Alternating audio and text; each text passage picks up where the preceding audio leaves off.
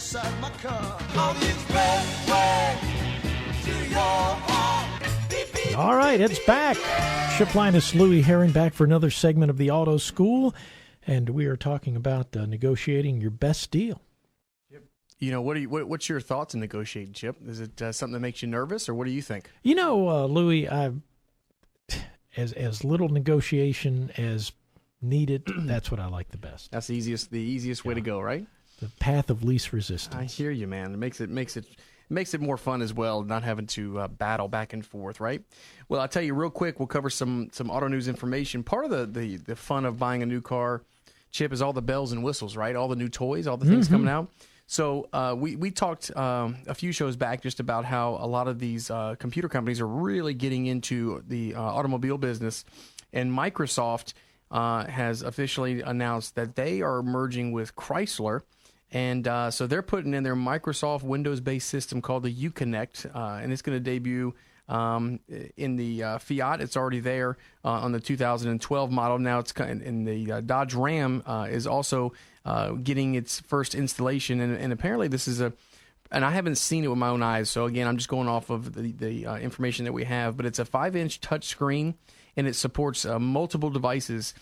Again, when it talks about supporting, that means that you can sync these up with your smartphone, your iPad or tablet computer, and/or media players. So, and the neat thing is you're able to install some applications and services that aren't currently available on the marketplace. So that's pretty cool. But I will tell you, even though Chrysler's got their plans, I can assure you the other brands such as Nissan or Honda or Toyota, all of them, they all got something up their sleeve. They all kind of come out with the next new thing. But I think for consumers, the thing to note is not so much which brand has what. I think the fact that some of these things are coming out makes it really, really fun, and that's part of the car buying process that should be fun. And if you have an older car, think about if it's 5 years old or 6 years old, the type of technology that you're going to get. So when you're looking at the increase in monies you may have to spend, and I'm telling you that most lenders, banks, rebates, incentives, and dealers will do their very best to accommodate you of what you used to pay, because I can tell you that doesn't change much. When you ask somebody, what are you looking to pay per month? It's always $300 a month. It's always $300 a month and no money down. So,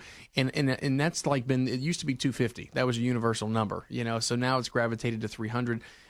So, to sell these cars and get these payments affordable and do some of these things, lenders are out there. In fact, you'll hear at the end of the show, we'll go over what's going on at Louie here in Toyota. And we've got a program right now with Toyota that we've got a brand new Corolla 3-year lease for $44 a month. Holy smokes. A brand new car. Wow. $44 a month. Again, some people may say, "Oh gosh, I don't want to lease." Well, again, we've got shows, in the can here that talk about leasing and the benefits of it. So I wouldn't quickly discount that. And again, some people hear, well, $44, there's got to be $10,000 down payment to how can you financially get that? It's not the case, though. I mean, the requirement from Toyota is $2,500, and that's pretty much your first and your last, your security, and a little down payment towards the deal. $44 a month. Louie, that's $10 a week. I mean, think about that. That's wow. I think people spend, probably more than $45 on coffee a month, Yes, as he takes a sip of his coffee. That's right. Louie, what's that going to mean for the service departments with the Microsoft computers on board? Are they going to have to become computer geeks? Well, they already are. That's the thing that most people don't realize. Any technician listening out there knows, or any spouse that's married to a technician.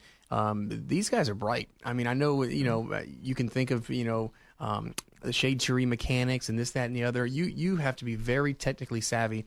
And part of the thing about going to a dealership is they've got a lot of that computer software that can help analyze the potential issues that may arise. But yeah, these guys, every technician's got to know about these programs. Wow. And that's just the part of the radio, stereo, and the computer system. Think about the computer system in the cars. Yep. The braking system, and I mean everything is electronically controlled. And what they learned 6 months ago might be outdated now. Oh yeah, it changes because everyone's keeping up with the Joneses, so to speak, in the car world.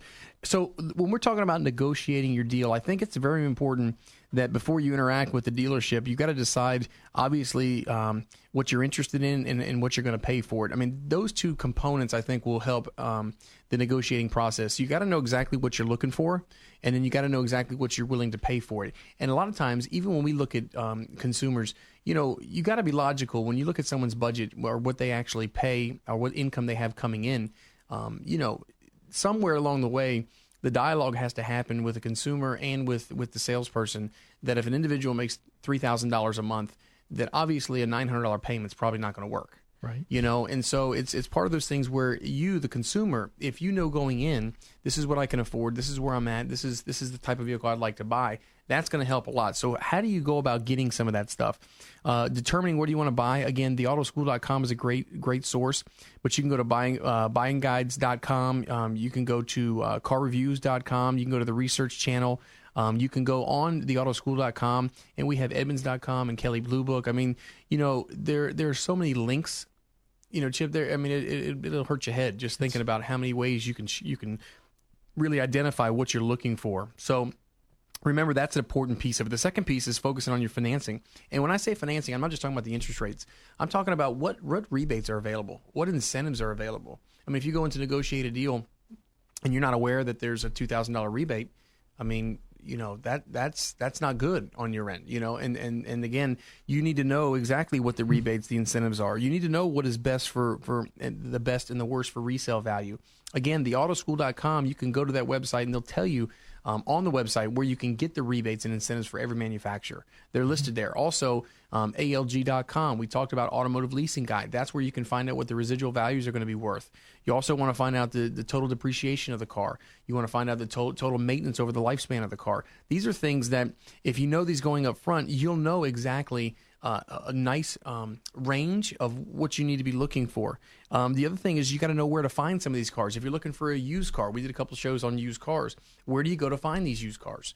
You know, so there again, you can go back to the websites where, you know, there's tons. You've seen them on tvcars.com, autotrader.com, Craigslist, dealerships. You know, you can go to your local newspaper, whether it's the Macon Telegraph or whether it's the Union Recorder or whatever. There's a car section. They have automotive. You can go and shop and sort, and that's how you can really start the process off on the right foot. Now, real quick before we go to a break, you want to talk about when you want to start this process? Yeah, when? Let's talk about when. A lot of people think at the end of the month is the best time to get a car deal. Is that what you think, Chip? Well, I used to think that, Louie. And then I've changed your mind? You have changed my mind, yeah. Here's the reality. The end of the month is typically when there's a hard push. The only reason why there's a hard push at the end of the month is because you probably didn't do business the first 3 weeks of the month. So here is a golden nugget. If you can go and you want to set up your deal and you really want to get a fantastic deal, if you go to the dealership in the first 10 days, when every dealer is typically the slowest, and the reason being is twofold. First reason is the beginning of the month, most of our advertising dollars come towards the end of the month. This next thing is when we finish a strong close, everybody kind of exhales. Customers come in, they all cram in the last week of the month to get their best deal or finally make a decision to do it. All the sales professionals are tired, worn down. Managers have worked open to close for 5 days straight. Everybody's and so everybody the first 3 or 4 days of the month is kind of on just kind of decompress mode. And then the next 5 days, they're into orchestrating their goals and what they're going to do for this month. Before you know it, it's the 8th of the month, and we've sold no cars. You know? And so if you want to slip in there at the first of the month, the first 10 days, it's a great time to negotiate a deal. Another tip, if it is raining outside, if it is freezing cold outside, or if it's the dead heat, I mean sweltering hot outside, when it's hot, people are at the lake. That means we have no traffic.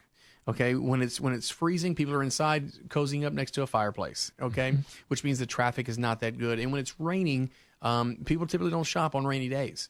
I mean, they just don't want to come out when it's pouring down rain.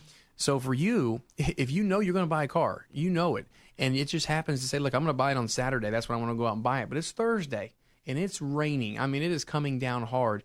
Maybe a good idea to contact your sales professional and say, hey, listen, I may come in there today because I'm telling you, from the dealership's perspective, when we have no traffic, we are starving for a deal. Nobody wants to call the owner at the end of the night and say, you know, boss, we sold no cars. We didn't sell anything today. Right. Because immediately me as the owner or general manager, I'm going to think to myself, man, what have y'all been doing yesterday? Well, I mean, did you not set up your day for today? I don't care if it's raining. I don't care what the weather or the circumstances are. We should have people that are in the market. What are we doing? So, again, rain, sleet, snow, hot, first of the month, first 10 days, great time. And the last thing, obviously, at month end, there's a lot of frenzy going on, so you can't go wrong going at month end. So let me ask you this, Louie. We didn't talk about this. Maybe you don't want to answer this, but when we're recording this, you're about to head on vacation. Right. When the boss is away, is that a good time? That could be a good time. Most people know when the boss is away, they want to make sure that he comes back to some business and So that's probably a good deal. I can assure you, my guys and gals want to make sure they do they want to make sure that I'm not fretting when I'm gone. You know. Yeah. They get the business done when you're gone. That's it. All right. We'll be back with more right after this. It is Chip and Louie, the Auto School. Remember, go to theautoschool.com and keep it right here. We've got more of your favorites coming up. We'll check the weather forecast and back with more. Just a few minutes. Stock 103.9.